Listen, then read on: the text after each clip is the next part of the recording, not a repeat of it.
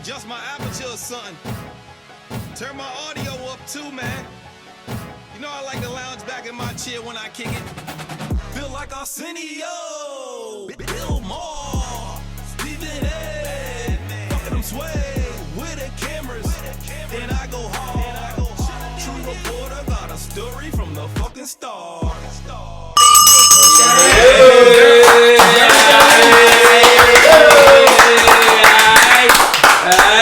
We live at the Man Cave tonight, something different, y'all. Something different, You know, it's usually girls and hip hop and, you know, basketball and sex and all types of other men talk stuff. But, you know, I thought tonight we would dedicate tonight's show to Roxbury dollars. You know, like how we feel about the dollars in our neighborhood.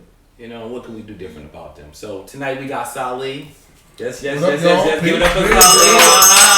From Know Thyself. We got Curtis. Yes, y'all. From Roxbury Neighborhood Council. And we got my good friend of mine, a gentleman I met about 2 years ago, Damon Williams, and he just came home when we met, and we'll talk about that when he get into the show. But his story is phenomenal. That's why I got him here today. He's a hard-working man, and y'all will get into that. So welcome to the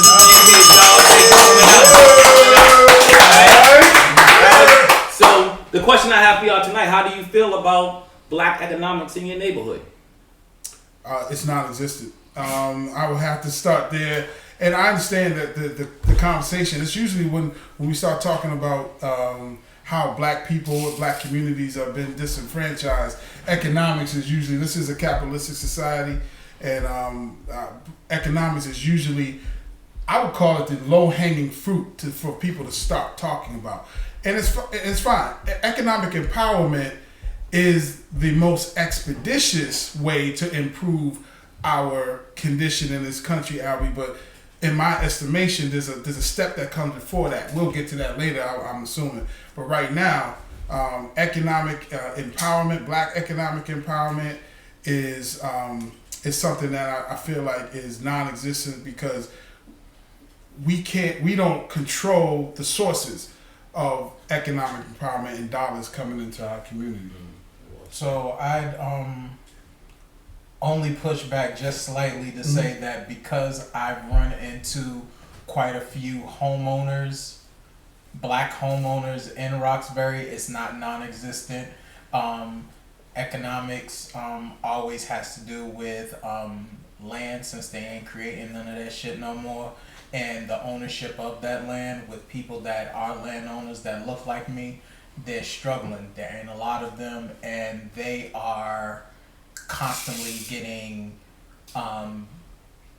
bombarded, and pretty much the enemy is at their gates, if not then already crashed their gate and is pillaging their village. And a lot of people that can stand to help them with defending that village really aren't helping. And that's where the brother is saying, in terms of understanding economics, understanding that this shit is, almost made up a word, but it. Go ahead, Jesse. I'm not Jesse. I'm with you, but it all is together. So we just, yeah. And Damon, what's your thoughts on the economics in our neighborhood? When I see them, I see us. We have a lot of small businesses. And I think they're not exposed as much. But if you go up and down Roxbury, even Dorchester, Mattapan, I see a lot of black-owned stores. I would like to see bigger franchises that's black-owned, not just a manager, but actually black-owned. I would like to see some of these buildings owned by us, but we're crawling. Maybe we want to start walking, but we're still crawling. And we can complain to say it's not enough, but I think we're doing better today than we were yesterday. It can always get better. We're always going to push for more. And I also think Curtis said it, the number one. We have to beware.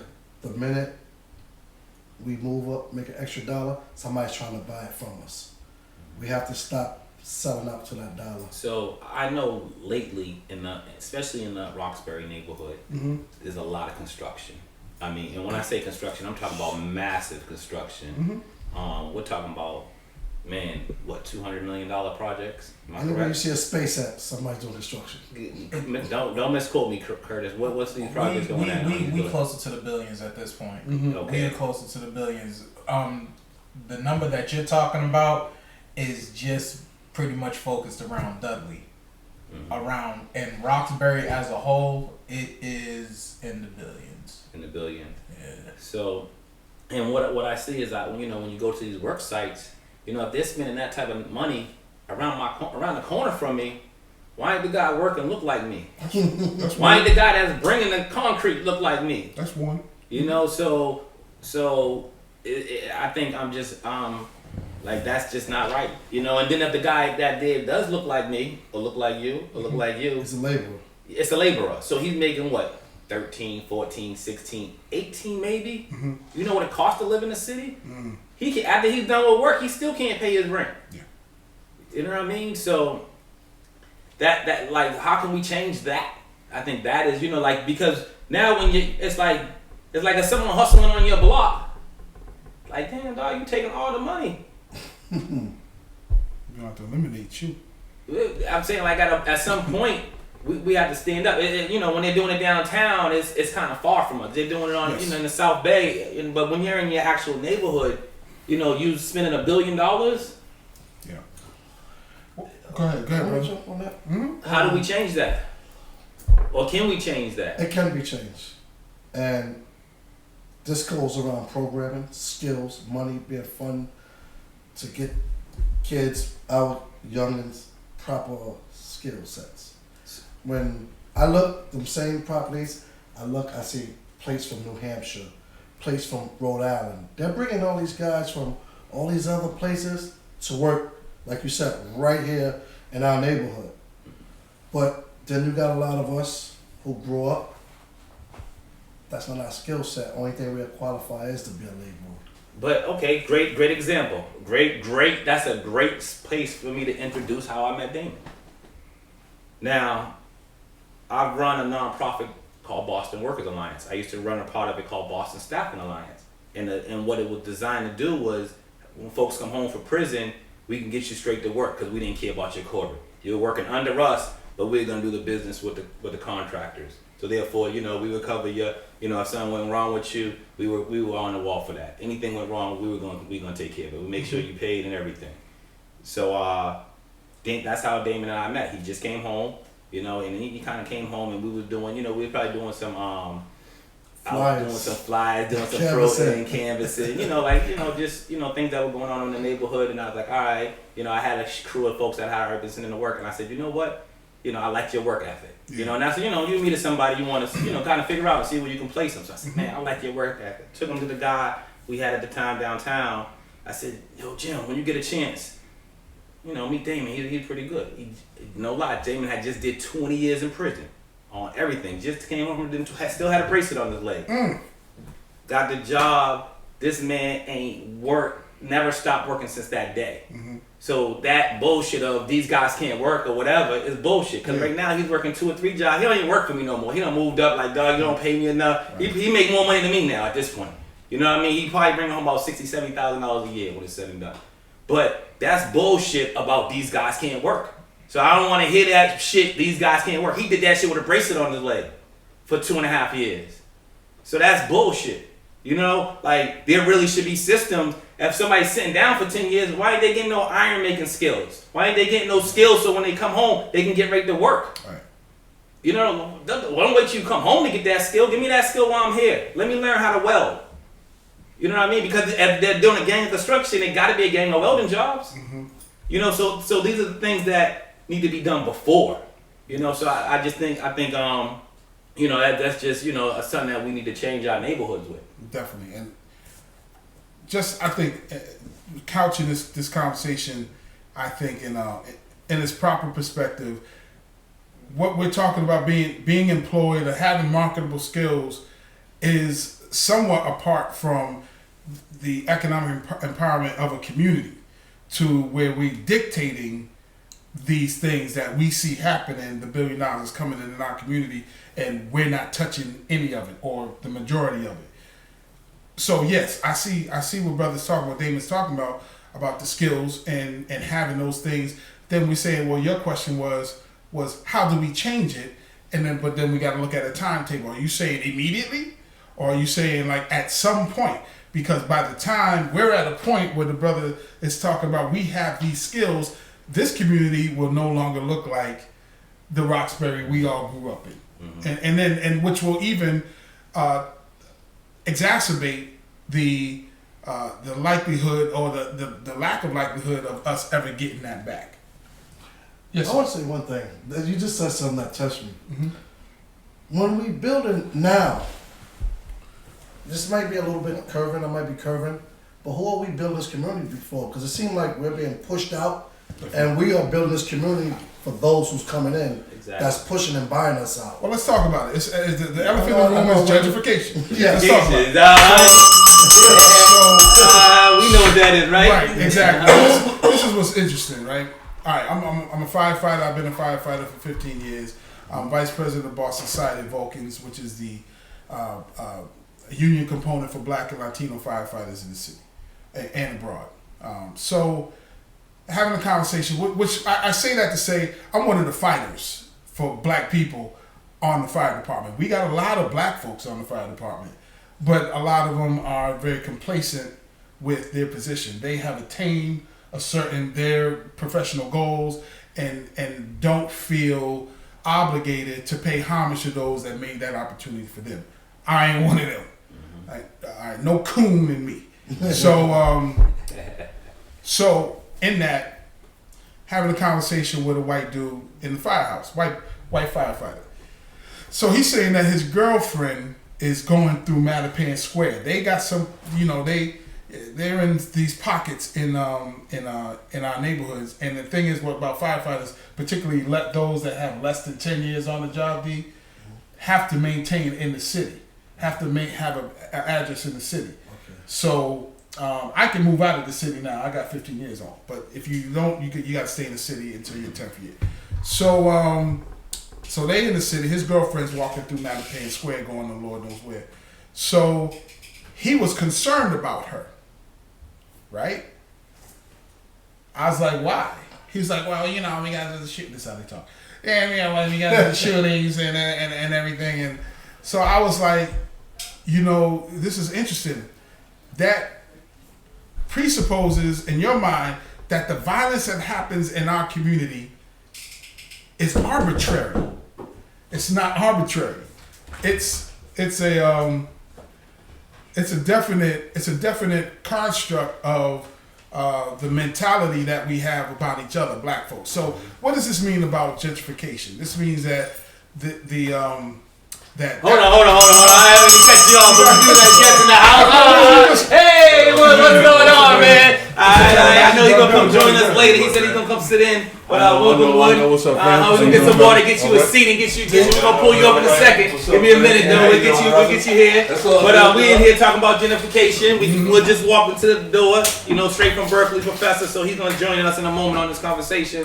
But let's kind of keep on going where we are as far as gentrification. I don't want to cut you off. No, that's fine. Let me just kind of pull it into focus.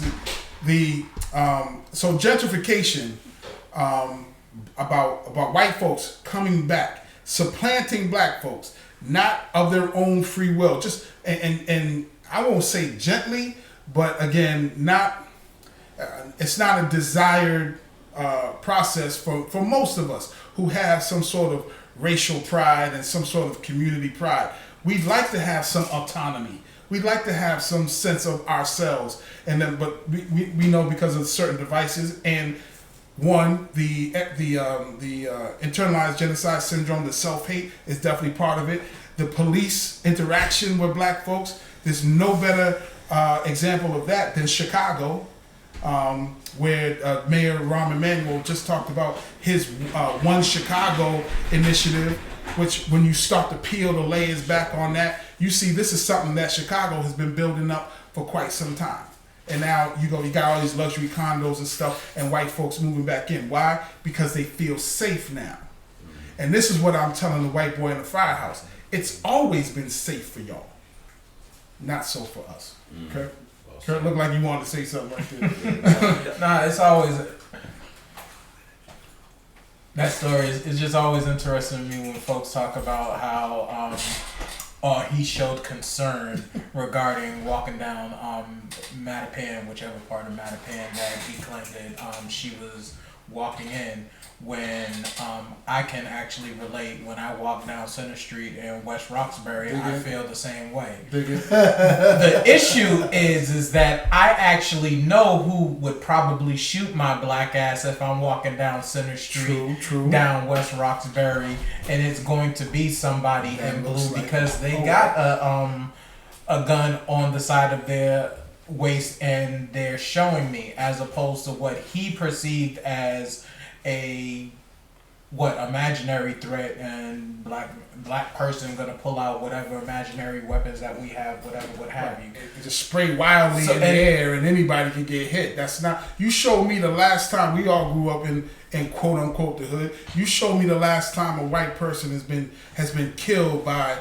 the violence that we're subject to every day. Show me the last time a white person has been killed by gun violence in Roxbury, Dorchester, Mattapan, Jamaica. Show me the last time. And that's where again it just doesn't add up. It doesn't add up. We was always taught, if you see a white person, they're probably the cops. So we already fear them when they walk in. That's like true. Big bad guy right here, 2 guns on him. Who does dude walking through the hood? So we already think cop. We're already paranoid because you're only gonna be 2 things: a drug addict or a cop. Mm-hmm. So if you don't look like a drug addict, we think you're a cop. So you're safer than we are with each other. So here's the thing, Albie, about gentrification, and I'll jump off it at this point. So the fear that white folks have always purported, not only in their conversation, not only in what they profess, but in their behaviors. We've always felt like, oh, well, white folks are scared of us. White folks are scared to come to Roxbury. No, they ain't. And gentrification is the proof of that. They're not concerned about not coming back to this community. Why? Because now they have the power to change the landscape on every level. Economically, the topography, the residents. They've never been. That's been a smoke screen this whole time, and we've gone for it. And when you say that, what's that? What was the smoke screen? That them being scared of coming, of being around us. That was a straight pump fake. Because these same police that act the way they act with us, like cops and robbers or guerrillas or whatever, they're gonna do their job and protect them as citizens. Let me jump on that real quick, Albie, because the police. Listen, again, we're fighting as a member of the Vulcans. We're fighting for. To get more and more black people and Latino people particularly on this job. Now, I understand the conversation has to be couched as in terms of diversifying the fire department, and same thing with the police department, and Mamleo is doing great work in that effort. Shout out to Larry Ellison and his crew. So the thing is this, particularly in the last couple classes, the amount of white firefighters getting on the jobs have been in the 90th percentile. So black folks ain't getting on anymore. Not at all. So we're now fighting to change the certain things in law. Governor Baker just signed that veterans are now a protected class, and that's usually the route that white folks do to get on the police department, fire department. All white boys, right? So now we're trying to find some other ways to include people like our children and others to have an inroad to get on this job, to get some black faces on this job. Black people are the only ones fighting to make this happen.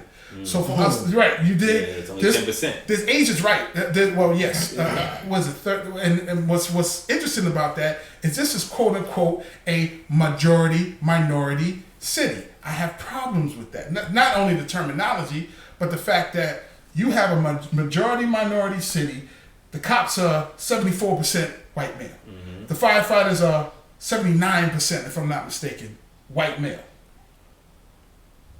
How do you justify that? So again, we're fighting to, and that's all part linked into gentrification. What I really truly don't understand at this point, why don't we police ourselves? Like, our police departments should be 90%, 80% black. Any police department in our community should be We don't have the balls to. I'm just saying they should be 80%, 90%. That's jobs. We don't have the balls. That's gonna change the way you look at, and they should still live in the community. They should live in the community, and they should work in the community. Actually, if we go back to having roots in our community, like the elders once did, when you had the meetings with the community leaders, the police department, change happens, but we're scattered. Meaning, Miss Lucy don't come out her house no more. Come on. Because she doesn't feel safe anymore. Because of, can she make it to the store and back? So, we don't do a lot of things we used to do. Like, you can go right now and ask somebody, when the last time they went to the precinct and ask, is there any new laws? Is there, what's the timing that they patrol the area? Nobody does these things no more. Once upon a time, our parents used to question police, ask them questions. When is the next meeting? When can I come to the community meeting?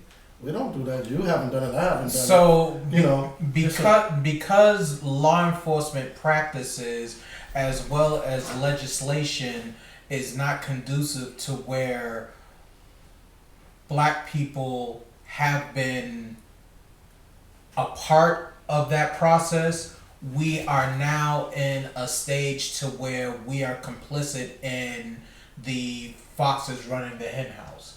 That's why I said we don't have the balls to. It's real. It is super fucking easy to just say, this is my house. You are not going to run the shit the way that you run it. You're going to run it the way that I run it. And I'm not just talking about one specific, we have a representative here and there that is going to be in the state house. No, we are going to have rules of law that then are enforced by law enforcement, that then are utilized to have the protection of public safety. That shit does not happen.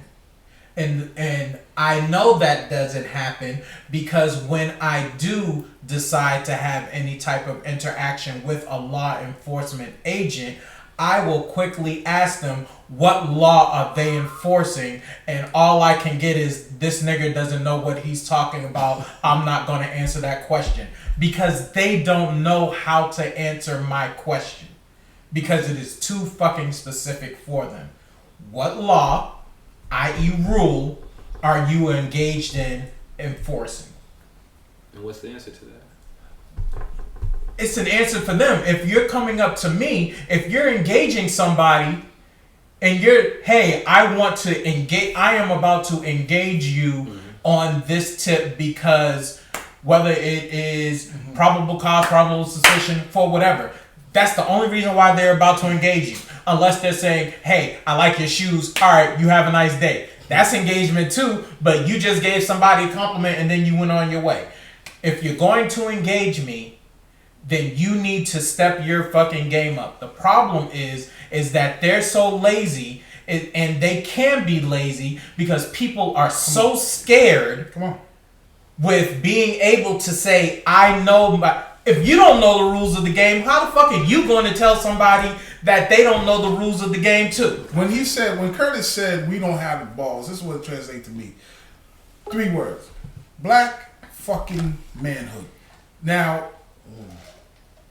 reconciling what Damon and Curtis just said, even though he's right about the legislation and then, but your question was, how do we police ourselves? Am I right or wrong? Okay, so Damon's talking about the societal valences, how that has changed, the dynamics have changed. What's the major thing that is now where this community is now bereft of? And this is all over the country. This is really all over the globe. And that thing is black men being black men. Many of us, even though we may be black males, that don't mean we black men. We're not running our homes. We're not black men. Well, that's right. Yes, we're real black men. Yes, and those, like Curtis was saying, having the testicular fortitude to be black men, to tell your woman, to run your house, to rule rule your communities. Of course, the house, neighborhood, community, city, so on and so forth. It all goes from an extent. Excuse me, I didn't mean to bump you, but I'm saying they're both right. I'm saying I'm trying to reconcile the two. And then when Curtis said no balls, black fucking manhood. I think too, a lot of times we don't know where to take our argument at. Meaning structure, right? Officer, sergeant, lieutenant, captain, and so on. Why am I talking to this guy? This guy's trying to do something. He doesn't have an answer. He's doing what he's told by a sergeant, right? And then the sergeant probably don't care about nothing. He's stressed out. Cause you know how they say shit rolls down the hill? Yeah. When we protested against an officer with, what do they call him, like the fall guy. We should be on the captain. That's who trains, right? Captain trains. We need to be at these guys who's teaching these lower guys. Because it comes from the top. You don't learn this crap, how to deal with me, because you said you got training. You said you're a professional, right? So somebody's okaying you to do what you do. Other than that, you're doing your own thing. So we need to start taking our argument at certain places. Like, I don't want to be at the courtroom arguing with Officer such and such. He's a bozo. You know, what's up, Mr. Governor? Mr. Mayor. These are your guys, right? You're the head dude, Mr. Commissioner. You know, Mr. Captain. These are your guys down low. I think, because, those are the political guys. When they feel heat, they cry. Because they want re-election. So you get on them, you better do something with these guys immediately. Right. You don't complain. You don't complain. Officer doesn't care. He's going to go out on comp, or whatever he go out on, paid suspension. Right. So that's a vacation with a case. That's right. So he's not getting elected. But Mr. Washington is, because he want to get another term. Definitely. And so we need to stop worrying about these little guys and go after the guys who's going to hurt, who will have no choice but to make a difference because they want something out of it. You understand what I mean? So before we go to our intermission, take a break, I do want to jump back into black economics and touch on something. Because we're trying to talk about Roxbury and black economics. And, I'm actually from the neighborhood, born in the neighborhood, and kind of been around the country a few times. But, it always kind of relates back home. And home is so important because like you said, gentrification. And I just think about, there's two things that I just want to touch on, and maybe you all can kind of say, man, why is that? Yes, sir. That's what I want to know. Why is that? So, I remember when I first came home from college, and I was eager. You know how you as a young black man, like when you had that degree, sometimes you eager, you hungry, you feel like you could take on the world. Yeah. So at the time I had a food truck. I was getting to my money. I had just bought a house, so I was making my move. So I was like, all right, I wanted a building, and I remember there's a building on the corner of my street on Warren and Bill. There's a building, and right in that, and today there's a picture of Mandela on there. And it's funny because at the time Mayor Menino was the mayor, so I'm eager. I get to my computer. I think I'm gonna find it one day. It's a floppy disk. I wrote it on a floppy disk, made a letter, sent it to Menino. Can I purchase this building? It sits in my neighborhood. It's abandoned. This must have been in the 90s. Yeah. It's 2017. This building is still abandoned. But what's going to happen now is nobody that looks like none of us is going to buy it. Yep. So that building sat abandoned. You know how many kids we could have sent to school, how many tuitions we could have paid, how many families we could have fed with that money? Yeah. And that shit sat abandoned in my neighborhood for 20 plus years, and it was abandoned prior to that. So, and that's just down my street. And then my other one question I'm gonna say is, why is that? Is I feel like I probably grew up on the most prestigious street of all of Boston, because I grew up on the same street as Malcolm X. But the toughest thing is when I walk by his house and I look at his house, I know Christopher Addicks or any other special black person, Ted Williams, their houses don't look like the way Malcolm X's houses looks. There's no reason for Malcolm X's house to look like that. You telling me you spending $1 billion in construction in Roxbury and his house can't get a 2% of them kickbacks, 1%, a 0.5% to get that house fixed? It's not a historic landmark. So why is that? So when I talk about black economics, these are the things that exist in our community. And if they weren't in our community, we'd be moving and grooving. Business as usual. How much time you got? I could go in on that. Take the floor, yes, sir. Sally. Take the floor, please. So somebody asked me the other day, it's very interesting, we have these firehouse conversations, and you know, a lot of times, and speaking of manhood, one of the things that we refuse to do a lot of times is people talk a lot about personal accountability. That's become this kind of hallmark of conservative right-wing thinking. When they start talking about black folks, they talk about personal accountability. You black folks, essentially what they're saying is you need to pull yourselves up by your own bootstraps, knowing full well they never did. Right. That is another conversation. But, brother, a dude said to me, Salih, why is it that when immigrants come to our community, they're able to open these businesses and whatnot. Exactly. And black people aren't. And we live here. Yes, sir. So it was interesting too, is that he said immigrants, but then he also highlighted a group of people who I call small hats. They call them Jews, but they're not really Jews. They are, so we got to put the quotes in Jews. They're not really Jews, but we'll say for the sake of argument, they're Jews. We know them as Jews, but they're not really Jews. Anyway, immigrants. Two things why that's wrong. Black folks didn't come here of our own free will, so we can't be immigrants. I think the whole Ben Carson thing, as of last year or so, highlighted that. But what people don't want to know or really want to accept is that your savior, President Obama, essentially said the exact same thing. And we have to recognize that. Two, quote unquote immigrants didn't go through the conditioning that came as a result of the transatlantic slave trade. The psychological conditioning to self-hate. Self-hate doesn't just manifest as violence towards each other. It also goes, if Curtis got a business, I'm not going to patronize Curtis's business because I don't want somebody else. My ice ain't cold enough. My water's not wet enough.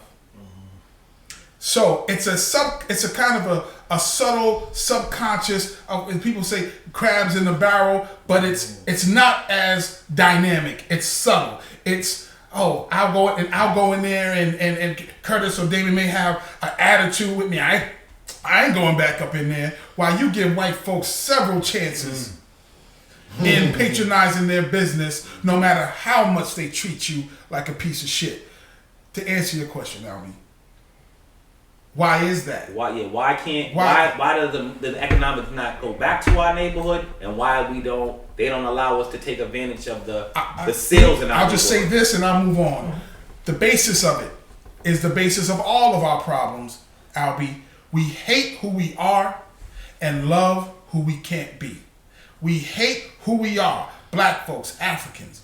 Love who we can't be, white folks, Europeans. But it does, of course, go further than that. And that spills over into the economics. Oh, absolutely. Yeah. Because it's all part of, I'll say this last one, it's all part of a system called racism, white supremacy, which has 10 areas of activity, and one of them, one of the very first parts that is talked about a lot is economics.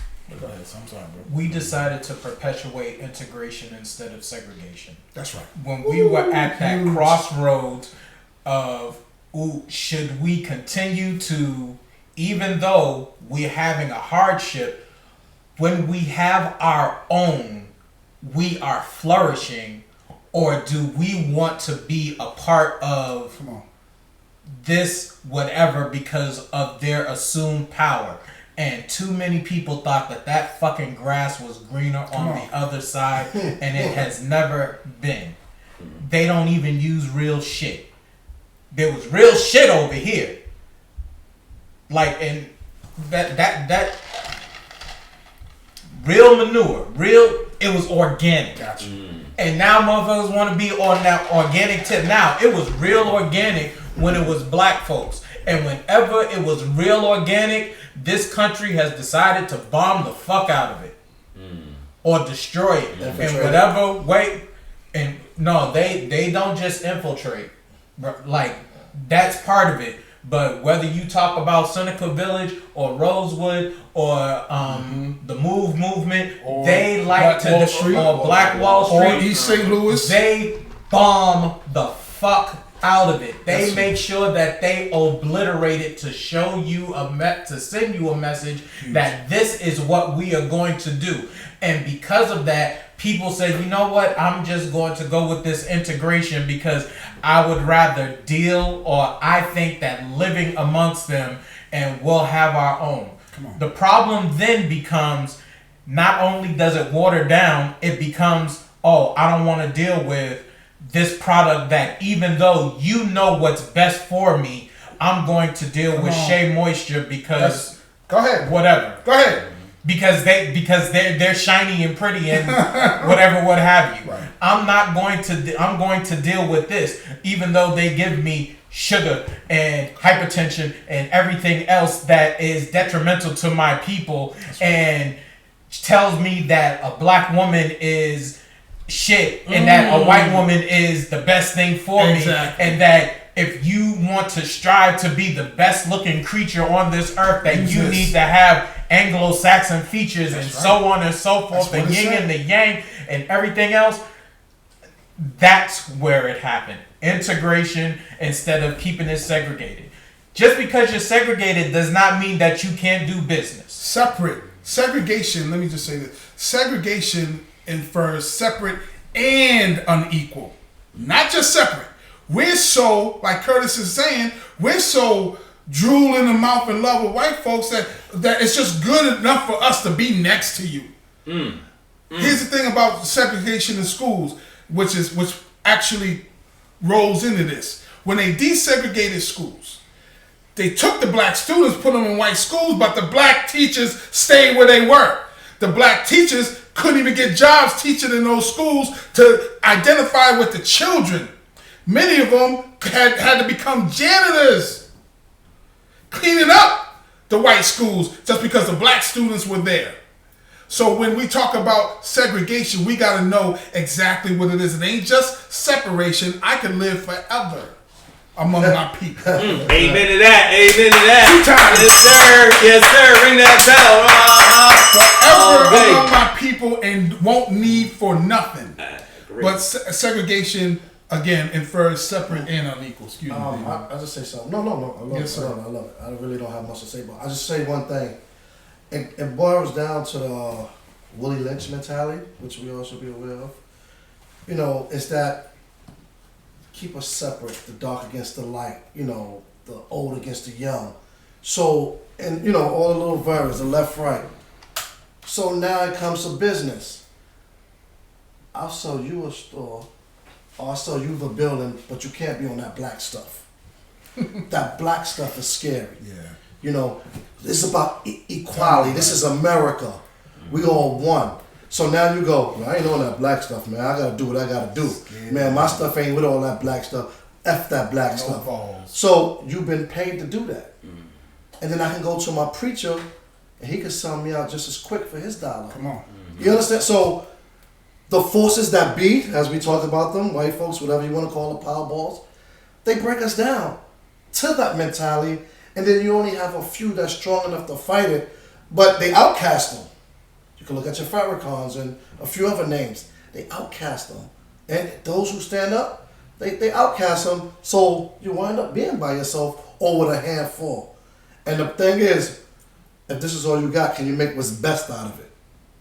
Because other than that, their job, their purpose in life is not to unite us. Don't even let us unite. Go back to what you said. Go ahead and try to unite. I got something for you.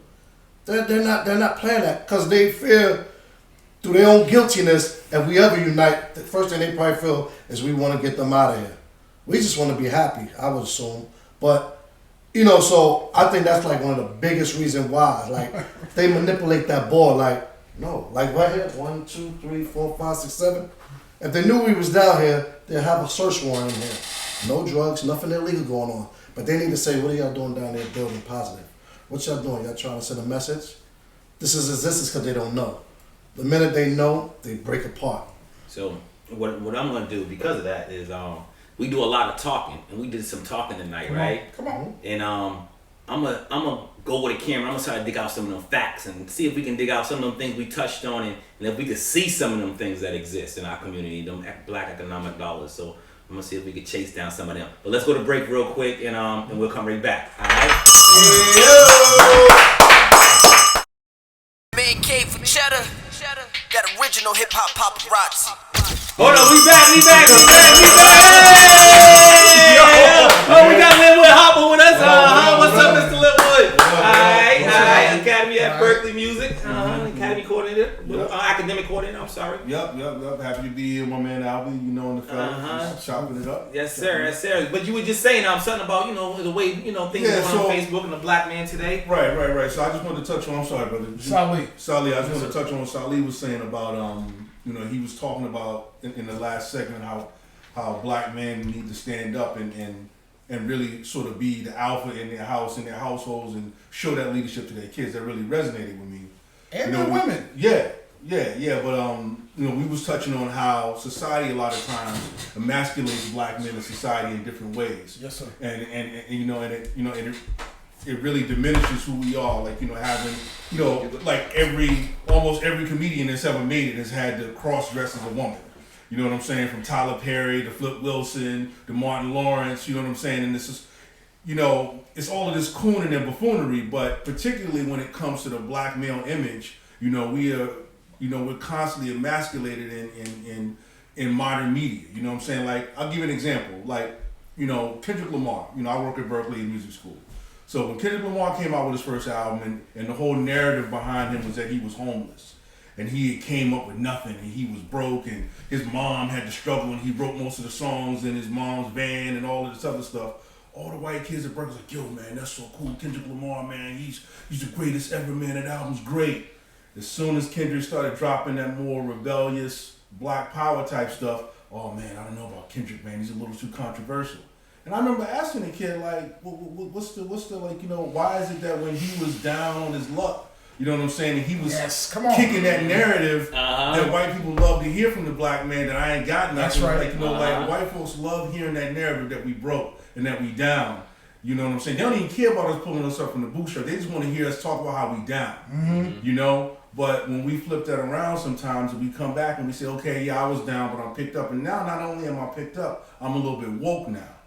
It's funny how the game switched. You even look at Beyonce. Like 3-4 years ago, every white girl in America, Beyonce. Beyonce did that shit at the Super Bowl. It's over for her, bro. You know what I'm saying? It's over for her. So I guess my thing, man, is just really touching on both like, how the black man's identity and the black woman's identity is just skewed in our modern society and our media, and how all of that, I think all of that plays into a lot of the things you were talking about why you don't see more young black males aspiring to be firefighters, because the images that we see a lot of times is that we gotta be stupid as shit to be on TV or to be successful. We gotta be a jokester, we gotta be a dumbass, and that's that's something that even with my son, I'm constantly talking to him about, because he's like, little Uzi Vert's rich and he's balling and everything. So I had to break down to him a lot of, I had to break down to him, and Albie, about this being in the music business, about how money is broken up for an artist. He's like, well, Uzi Vert's got this car, he's got that car. I'm like, he's listening. Little Uzi Vert. So but I don't want to take up too much time, but I'm sorry. Go ahead, fam. Fuck Little Yachty and all you bitches. And I'm sorry, brother, to pop in on that, but this is one of the things that I'm so passionate about. It's because, and Albie, we were talking about the effort that I'm spearheading, Know Thyself, the educational detox for black boys, black young lions. One of the major things that we talk about, and entertainment being another area of racism, white supremacy, that is a device, a weaponized device against black people and our procreation, the effeminization of the black male, and I'll have to say this, excuse me, I don't know about how many viewers are of this proclivity, but the homosexualization of black males and black people is a major, is in the pole position, I would say, of the attrition of black folks. the numbers, again, the goal of racist and white supremacy is not total genocide, meaning wiping all black people off the planet. The goal of racist and white supremacy is attrition of our numbers to the point of perpetual subjugation, meaning that we'll be down so far in numbers that we won't ever think about liberation, and we'll be at least there so whenever the ruling class wants the little shit in society done, Damon, they'll let us have, you can have that, because this shit white folks don't want to do. They're lazy as fuck, we know this, but but if we're gone, then they won't they won't be able to get those. They'll have to do those things, but also they want access to our melanin. They want access to our shit. This is why the things that's being pushed along with what brother's saying about the effeminization of the black male in particular, and the masculinization of the female, because we see that with Young M.A. and all these people being pushed up. Listen, that's not by accident, Albie. You know, you see Empire. Empire. You're close to exactly. They just forcing it upon us. Yeah. In your fucking face. Yeah. Like, come on, man. If anybody, it is the problem I have with it is like, don't force. Like if that's what if I'm black, when you walk down the street, you see I'm black. You don't see what I like. That's right. You have no idea what I like. Yeah. You just see I'm black. You know what I mean? So to even compare the two and make them even something, that just leave that in. Whatever you choose to do, you choose to do. Let's look at it like this, and I definitely want too much in the public. I definitely want to throw this to Kurt. What phenomenon have white folks pushed on black people that has been ultimately beneficial for us that we didn't have to fight for? Thank you. Nothing. so the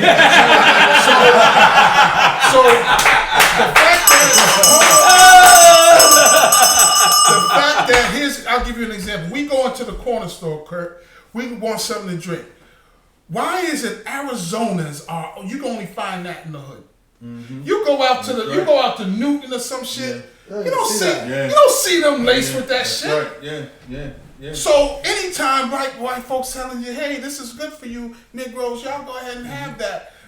We gotta be wary of it. We gotta look at it, and then next thing we know, we see 60% of that thing is sugar. That's right. And then we wonder why diabetes is running rampant in our community. They're pushing homosexualization to the point that they wanna inexorably link Africanity, black people, to that phenomenon. You got to look at it skeptically to say, well, at what point have y'all ever said this is good for us and it's been good for us? Never.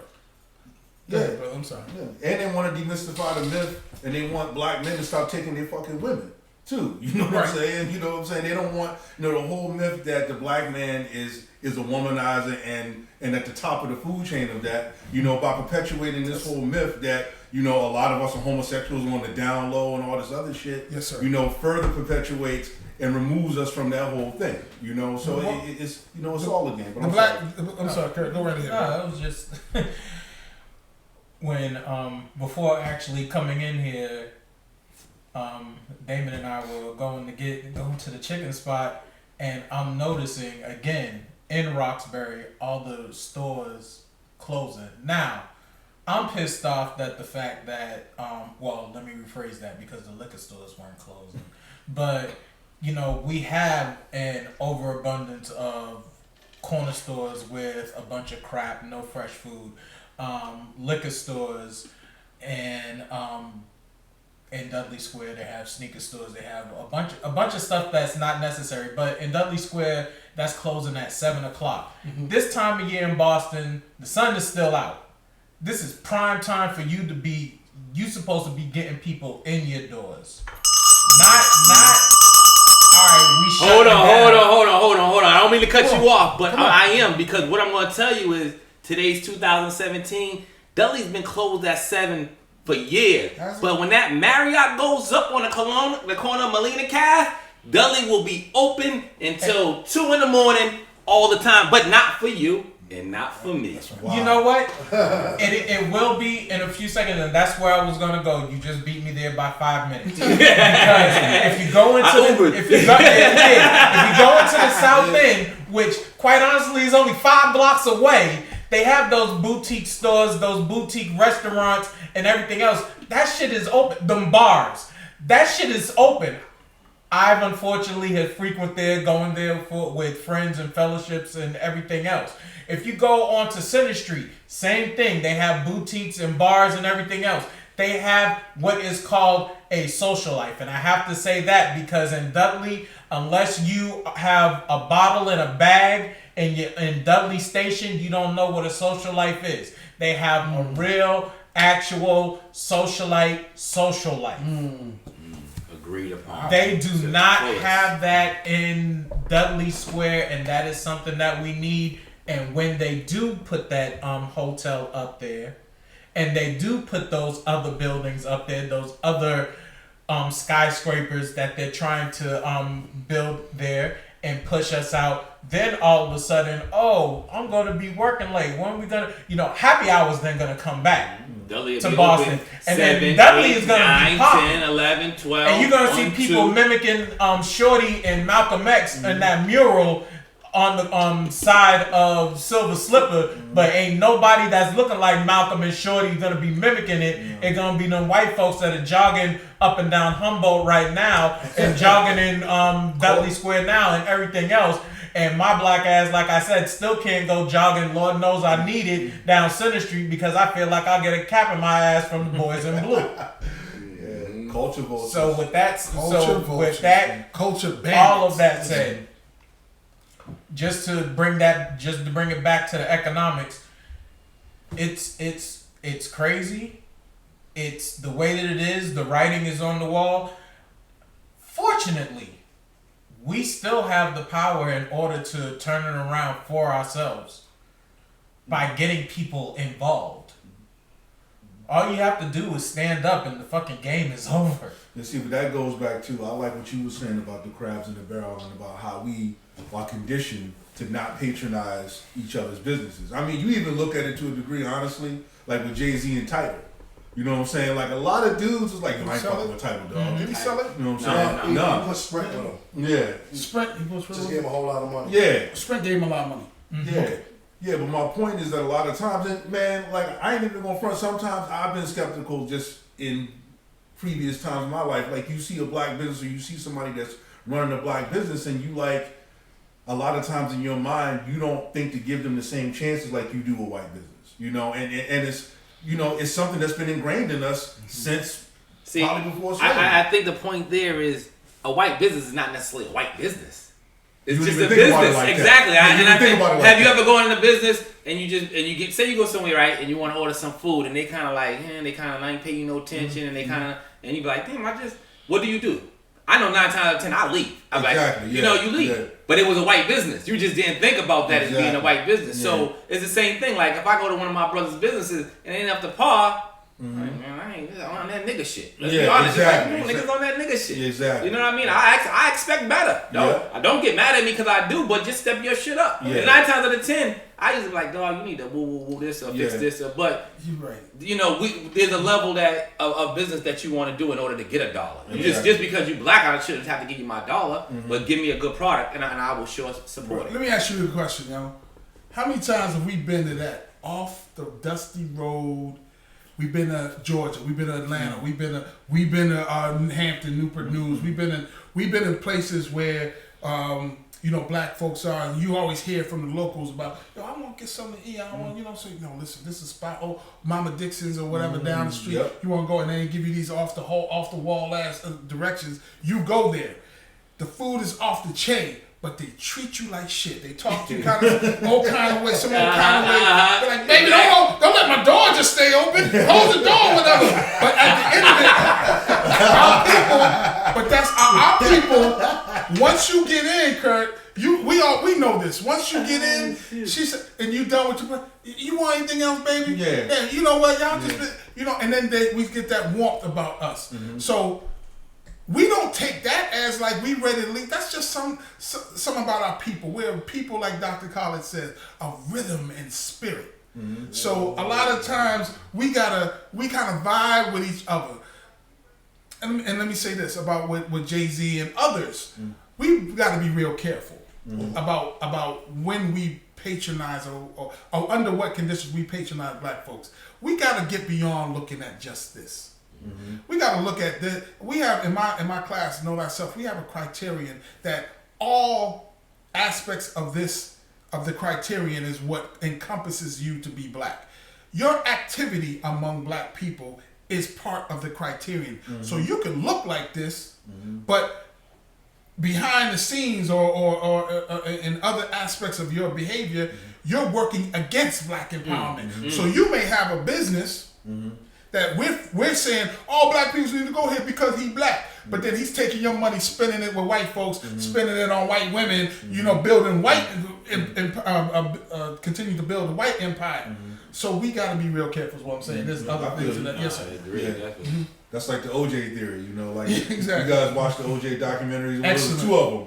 You know what I'm saying? But one of the things that stuck with me out of the whole thing is that OJ actually said out of his mouth, "I'm not black. I'm OJ." You know what I'm saying? Beyonce said the exact same thing. Yeah. She said people don't see her as a black woman. Right. They see her as Beyonce. Yeah. These are her words. Yeah. Yeah. Like I think that was true. Like what said until she performed that Super Bowl. Exactly. Yeah, that was she became black. She was black. Yeah, Super Bowl. You got bullets on your chest. You got all these women out here in afros. Your ass black now. Ain't no more. Kendrick Lamar, one of them. Yeah, but both of them, like definitely in the music industry, it's a blackballing, man. Like if you go down a road like Prince, you know what I'm saying? One of the main reasons Prince and Stevie Wonder were blackballed is because in the 70s, if you look back at them records, they were one of the first people to have written, produced, arranged. Prince fought for that shit. You know why? Because that's publishing, and publishing is everything. Publishing is why Sly Stone, up until 2 years ago, was living in a fucking trailer in LA. You know what I'm saying? Until finally he got his royalties paid back then. You know what I'm saying? Like, you know what I'm saying? Publishing and royalties is why, like, a lot of them cats, Tina Turner, had to go through the same shit. But, like, all of these dudes, man, that we, that our pops and them was listening to, like the Stax Records crew, Isaac Hayes and them. Stax! They was getting jerked, bro. If you ain't seen Watch Stax, the documentary, drop what you're doing now and go watch that.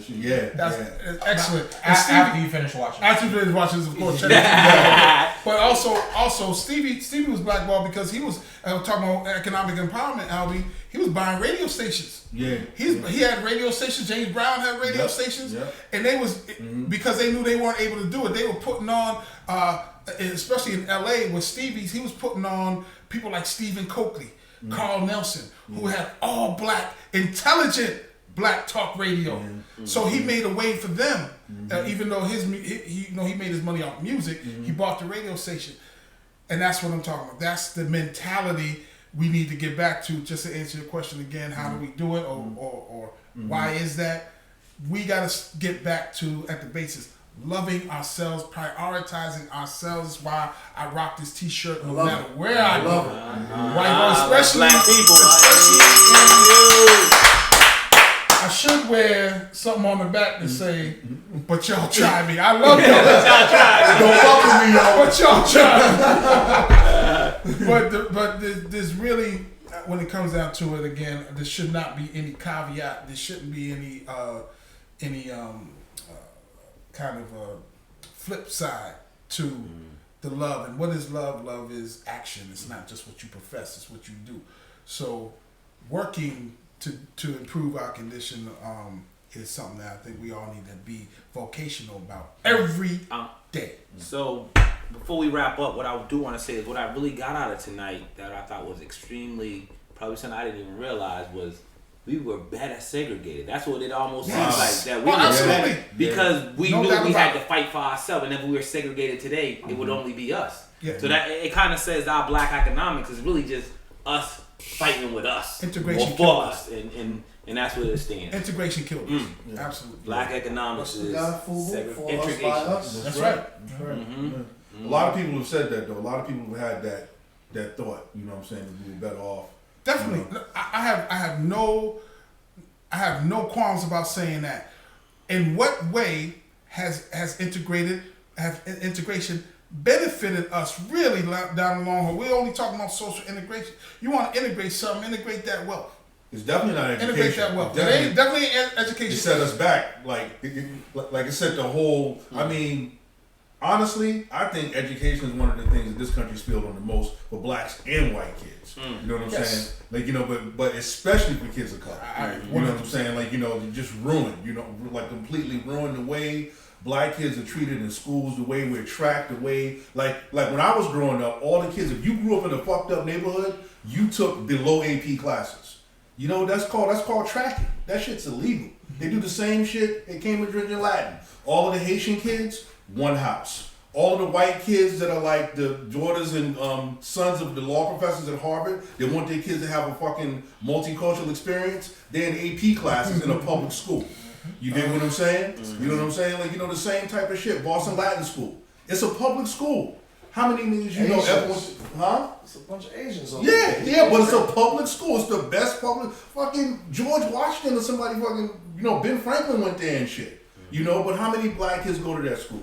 And it's in Roxbury. Yeah. And it's in Roxbury, and black children are being ostracized in there. Remember what happened with the Asian student and the noose with the little black girl? Yeah. Listen, I called right up there and said, whatever you need me to do. I called my connects to get me somebody I know up there, and I hollered at them, whatever you need me to do, I'm coming up there. Yeah. And then back when we was in that age group, shit, we'd have seen them. We would have been up there. Touched on. I kind of know where it happened, but could you touch on what happened at the school real quick? Okay, well, from my understanding, there was a conversation, and one Asian male put a noose or threw a noose, made like a makeshift noose, and like threw it on a girl or whatever, and she was of course distraught. You know, the fact that he would even and of course like most non-black people trivialize it.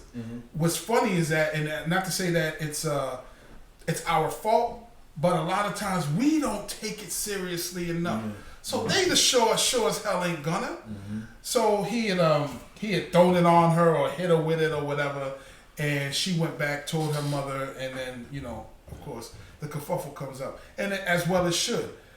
But even more recently, in Malden, where the young girls with the braids. With the two young girls with the braids, very interesting, adopted, white parents. Very interesting in the article when you read it.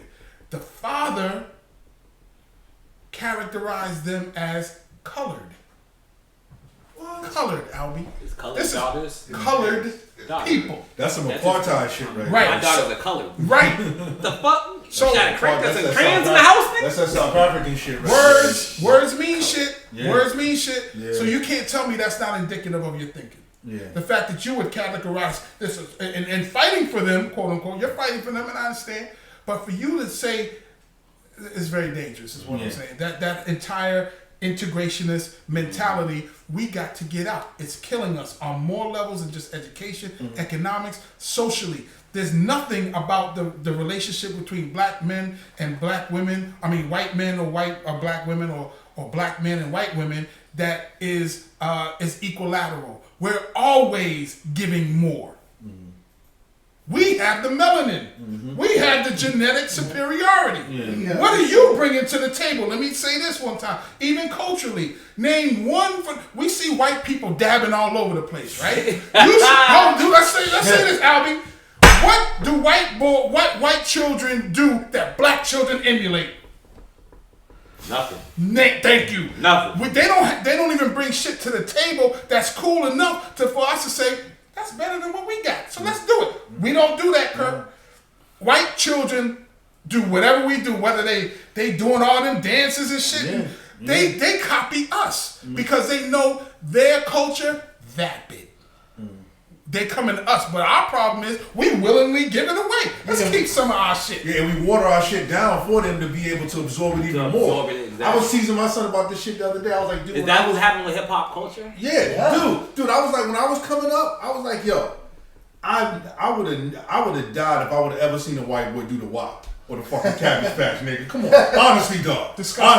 Honestly, like you would have just like shit would have stopped right then. I'm like, dude, like how is it that Little Dicky can get into a freshman double XL cipher amongst the top rappers of that time? You know what I'm saying? I'm like, when I was coming up, like Eminem, and he was nice. Eminem had to earn his stripes in '96. You know what I'm saying? Just to get in the game. So I mean, like just to that point. Yeah, that's time. But I mean, yeah, that's the point, man. Like you know, man. They'll come for our culture. They don't even care because to them, our culture's been watered down so much that it looks just like theirs. I say we still in a lot of these savage ways. Yes, sir. That we are doing. Yeah. Yes, we are. Yes, we They're are. taking our good ways and we're taking Perpetuating it on ourselves. Yeah, Yeah. exactly. Yeah. A lot of that stuff we're doing, that ain't us. Just sexing men on men and That's not us. That's all theirs. that incest stuff. That's Keep not that. us. We got that. Bestiality, that's y'all's. We Which just is a don't know. style now. So tonight has been a great conversation, man. We don't just talk about sex, women, drugs, weed, girls, hip hop, and music and stuff. We do talk about some real shit that's going on in our neighborhood. So Linwood, Damon, Curtis, Solid, thanks for coming out. I appreciate it. Definitely, man. Tonight was like some real good, some brotherly shit. Yes, sir. Yes, sir. Give it up, Kurt. Some real brotherly shit, man. And y'all, thank you all, man, for real, man. And y'all see more of this in the Man Cave. You know, we're gonna dedicate a show. You know, every month or so. You know, only do one show a week, but we make sure we dedicate a show definitely to our community, our social justice, and things going on in our community that need to be shared. So, Yes, sir. you know, thanks for joining, and look for more of us. Signing out, Man Cave. Hey.